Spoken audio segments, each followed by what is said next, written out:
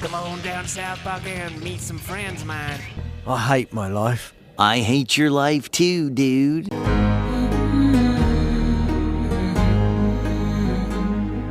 Greetings, fellow mortals. Just a reminder saying it's just my opinion is for cowards. If there was one way I could ever describe South Park, it would be that it always has its finger on the pulse. And basically, everything the show has ever covered, there's usually a hilarious joke and a common sense take on an issue. Part of me always thought this, even as I watched the show when I was a kid without my parents' permission. Some of the jokes went way over my head, but even back then, I had heard of the people that they were making fun of at the very least. You don't understand. I do. I understood that reference.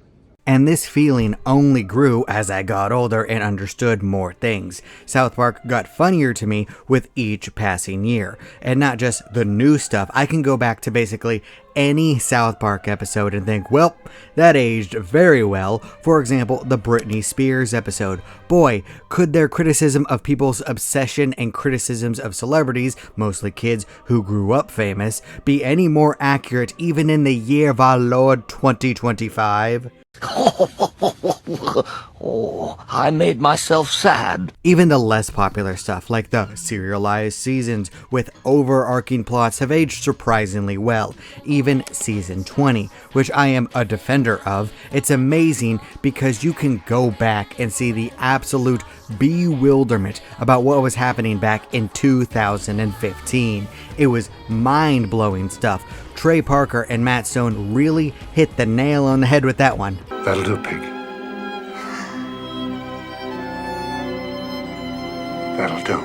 Not to say that I'm a fan of everything that they've done ever, because oh my god, did they beat Integrity Farms into the ground over and over and over again. They obviously thought it was hilarious, and I don't think that their fan base shared their enthusiasm, at least not to the extent that they did, and they thought the fan outrage was hilarious as well because they kept doing it over and over and over and over. And over and over. Okay, Clay, I get the point. No, you don't. But that's kind of their MO at this point. Parker and Stone notoriously do whatever they want, even if it pisses people off. Especially if it pisses people off. Especially if it pisses off their fan base. Pushback only encourages them, which is hilarious in and of itself, but also frustrating because Integrity Farms really sucked at times. So much so that I dropped to my knees in a parking lot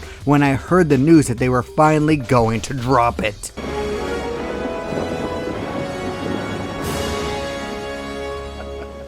Of course, they did it during what is probably my least favorite season, or seasons, I guess, that I've ever watched. It's not that I don't think that what they're doing is funny. I laugh a lot when I watch the new episodes, but boy, do I feel hollow before and after each episode, because this entire run has been 100% dedicated to the Trump administration. No, God, please, no, no, no, no. Which is topical to say the very least, and understandable. Like what they said in a recent interview, politics has basically become culture now, unfortunately, because it's something that I absolutely despise at this point in my life. I always have a saying on this channel. There are only two political stances that I will make. One, I am very confused as to why absolutely everyone seems to be against nuclear power. And two, I am 100% free speech, and I have many concerns about that right now, all over the place. Oh, I forgot how bad it looks. I've seen worse. Besides that, I'm not going to say a word about what I believe because I'm not smart enough to articulate the reasoning behind my opinions, which I have carefully calculated to offend as many people as conceivably possible. You should see the look people on both sides give me when I say anything about guns, immigration, and abortion. What is wrong with you? What is wrong with you? What is wrong with you? Yeah, I pay attention because how in the hell don't you? In the year of our Lord 2025, every news site, social media website, restaurant, place of entertainment, or even the gym has something about it going on. If it's not on a TV or on a screen, you will walk by someone talking about it. It is so overwhelming to the point that I have developed a mental tick to ignore politicians' names simply so that I can enjoy the moment. Say that again. I couldn't hear you over the sound of me myself. Politics is entertainment and culture at this point.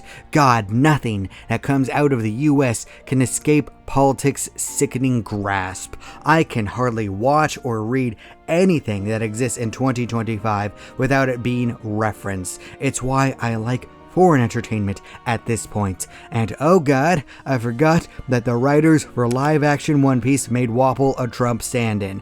Why, dear God, why? Here, please hit me as hard as you can. So I can't really fault South Park too much. I mean, it's a real life parody. I mean, what else are they supposed to do? Outright ignore it? Have every character pretend that there isn't even a president right now and just make it a running gag? Actually, that's pretty funny now that I think about it. But no, it's all about the obvious thing, and I could be less pleased about it while watching this show. Disappointed!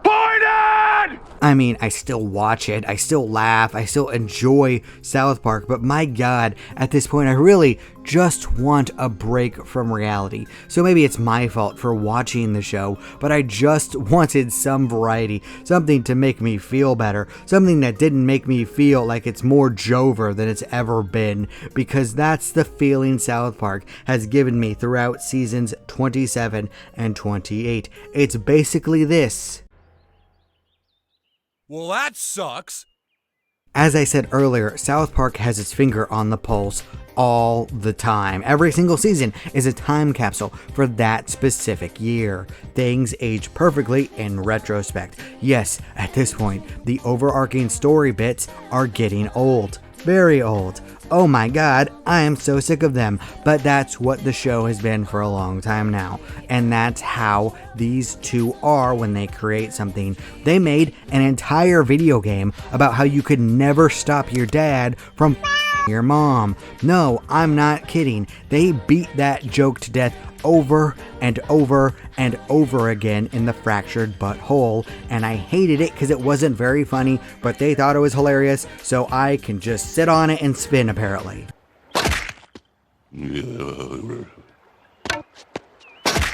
This is what seasons 27 and 28 are in a nutshell. You will laugh at these jokes even if it ends up making you feel hollow afterwards. And that's the feedback that they've gotten, to the point that Parker and Stone literally set up a speech promising that things will return to normal eventually, outright saying that they don't even like this, and you can tell. This single run of South Park has had more delays than the rest of the 26 seasons combined. This started in July of 2025 and has continued into November for only 8 episodes. And I don't think that they're done yet. They will probably at least put out 2 more episodes, both of which will probably face delays, leading to perhaps the most stretched out season or run of episodes ever. But why? Why would you do that? Why would you do any of that? There's a simple explanation here. Parker and Stone are not young men anymore. These are men rounding 60, and they're talking about the 6'7" meme of all things. They can't do the Hell Week productions anymore, but they obviously don't really care about being completely up to date anymore either. So I think there's more behind this, meaning I don't think they actually want to be doing South Park anymore, or at least in this year for this or these seasons. Look carefully at the "I really wish I weren't here right now" button. They outright said that they didn't want to cover the 2025 election because it's not fun for them anymore, and because they really have said all that they could about Donald Trump. I get the feeling that they feel the same way now. Despite covering ICE, Palestine, tariffs, and MAGA in general, I don't think that their hearts are really in it anymore like it was before. They'd rather talk about anything else, but what else is there for them to talk about in 2025 when politics is so overwhelming? Everywhere I go, I see his face.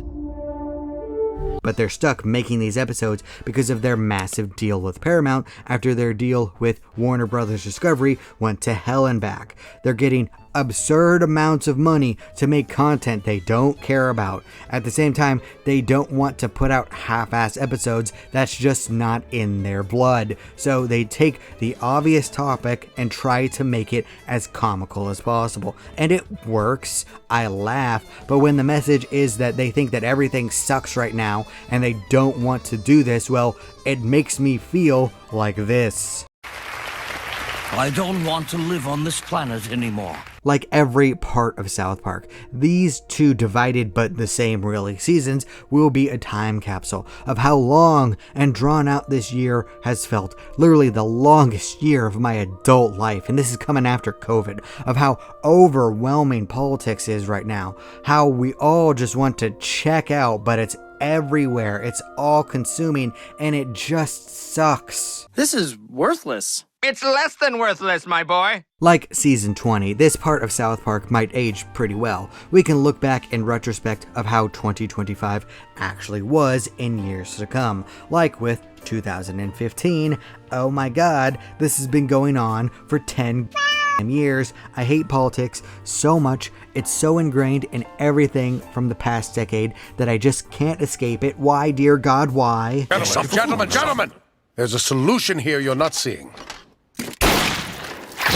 In a way, I do think that South Park has given up. Parker and Stone are just biting the bullet and making the episodes they have to, even if they don't want to, just like the rest of us going about our everyday lives. They just get paid a hell of a lot more than all of us combined. Once again, South Park has its finger on the pulse. The show is miserable, just like how the creators feel, just like we all feel. And while I don't particularly like watching it, I'm fascinated with the meta narrative being played out before me. Oh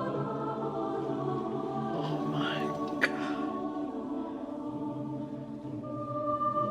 I get it. But what do you think? Have you liked this season? Have you hated it? Do you want South Park to go back to how it was before? Please leave a comment down below. I'd love to hear your thoughts. And remember, if you disagree with everything I have to say, that's perfectly fine. After all, everyone is entitled to their objectively wrong opinion. Are you still alive? Why? Thank you all so much for watching. You're still here? Good night, everybody. Thank you. You bye. Boom. Do not despair.